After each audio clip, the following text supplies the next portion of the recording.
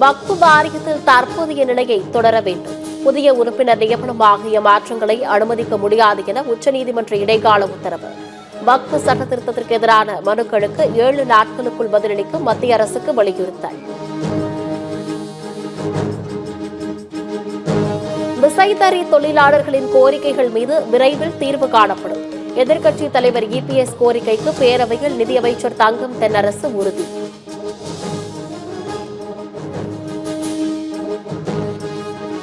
தமிழ்நாட்டில் இன்று முதல் ஒரு வாரத்திற்கு மிதமாக மழை பெய்யும். வானிலை மையம் கணிப்பு.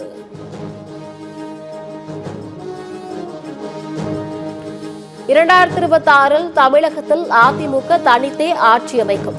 கூட்டணி ஆட்சி கிடையாது என அதிமுக கொள்கை பரப்பு செயலாளர் தம்பிதுரை திட்டவட்டம்.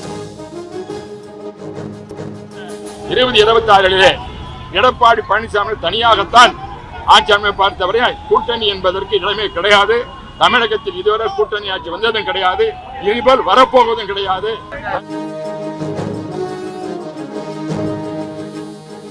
தமிழகத்தில் கூட்டணி ஆட்சி குறித்து பாஜக தலைமையே முடிவு செய்யும் என பாஜக மாநில தலைவர் நயினார் நாகேந்திரன் மீண்டும் உறுதி. திமுக ஆட்சி அகற்றப்பட வேண்டும் என்பதே இலக்கு எனவும் பேட்டி.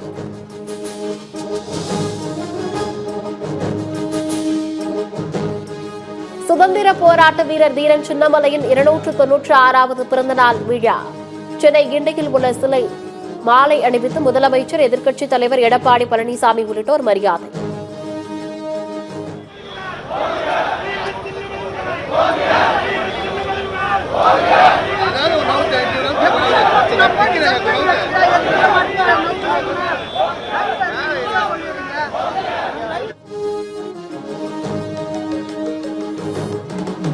சென்னை திருவெற்றியூரில் நகர்ப்புற வாழ்விட மேம்பாட்டு வாரியம் சார்பில் கட்டப்பட்ட வீடுகளை வழங்க கோரி மீனவர்கள் சாலை மறியல். போலீசார் சமாதான முயற்சியில் ஈடுபட்ட நிலையில் கருத்து முரண்பாடு காரணமாக இருதரப்பு மீனவர்கள் மோதல்.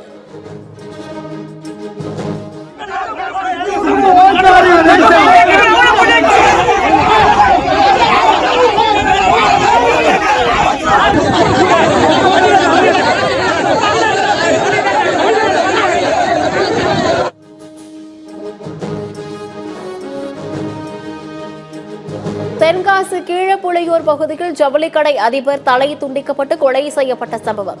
கொலையில் தொடர்புடைய 4 பேர் கைது. சென்னை அடுத்த ஆவடி பீரங்கி தொழிற்சாலைக்கு மீண்டும் வெடிகுண்டு மிரட்டல். வெடிகுண்டு நிபுணர்கள் மோப்பநாய் உதவியுடன் சோதனை. வக்ஃப் சட்டத்தை திரும்பப் பெற வலியுறுத்தி தமிழ் புலிகளின் கட்சி சார்பில் ரயில் மறியல் போராட்டம். ரயிலை மறிக்க முயன்ற சுமார் 300க்கும் மேற்பட்டோரை காவல்துறையினர் கைது செய்ததால் பரபரப்பு.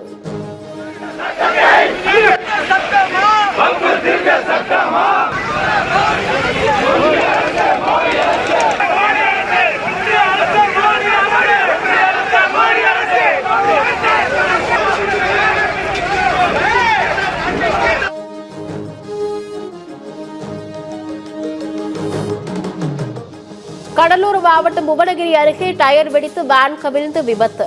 10க்கும் மேற்பட்டோர் படுகாயங்களுடன் அரசு மருத்துவமனையில் அனுமதி.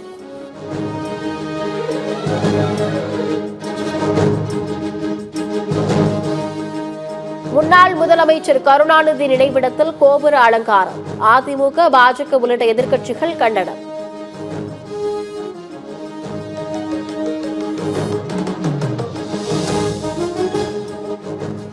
கோவையில் தனியார் கல்லூரி மாணவி தற்கொலை விவகாரம். சந்தேக மரணம் என வழக்கு பதிவு செய்து காவல்துறை விசாரணை.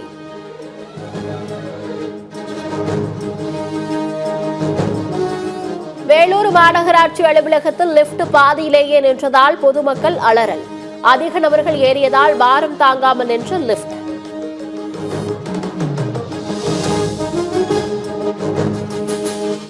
நெல்லையில் நாங்குநேரி மாணவர் மீண்டும் தாக்கப்பட்ட சம்பவம். 2 தனிப்படைகள் அமைத்து 4 பேருக்கு வலைவீச்சு.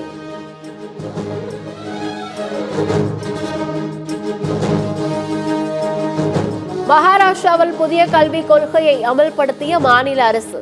மராத்தி, ஆங்கில மொழிகளோடு ஹிந்தி மொழியும் கட்டாயம் என முதலமைச்சர் தேவேந்திர பட்னாவிஸ் அறிவிப்பு.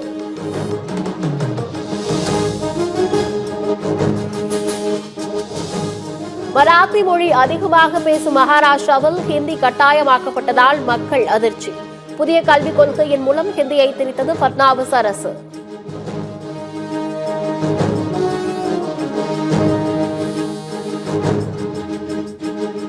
நாடாளுமன்ற எதிர்க்கட்சித் தலைவர் ராகுல் காந்தி அடுத்த வாரம் அமெரிக்கா பயணம். பல்கலைக்கழக மாணவர்கள் இந்திய வம்சாவளி மக்களுடன் கலந்துரையாட திட்டம்.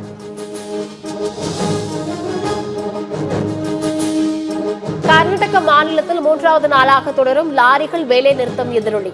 கர்நாடக மாநிலத்திற்கு தினமும் 4000 கோடி ரூபாய் அளவிற்கு இழப்பு.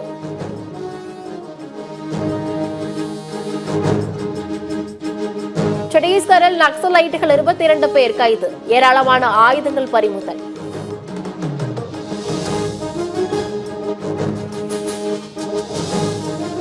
நீலகிரியில் 600 ரூபாய்க்கு விற்கப்பட்ட மலைப்பூண்டு விலை சரசரவென சரிவு. உற்பத்தி அதிகரிப்பால் 1 கிலோ 60 ரூபாய்க்கு விற்பனை.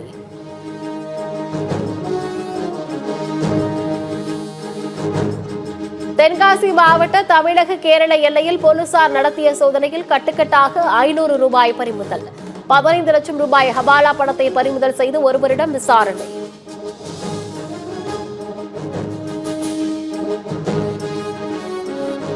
கேரள மாநிலம் எர்ணாகுளத்தில் போதைப் பொருள் கடத்தல் என ரகசிய தகவல். தனியார் விடுதியில் போலீசார் சோதனை நடத்திய போது தப்பியோடிய அஜித் பட நடிகர்.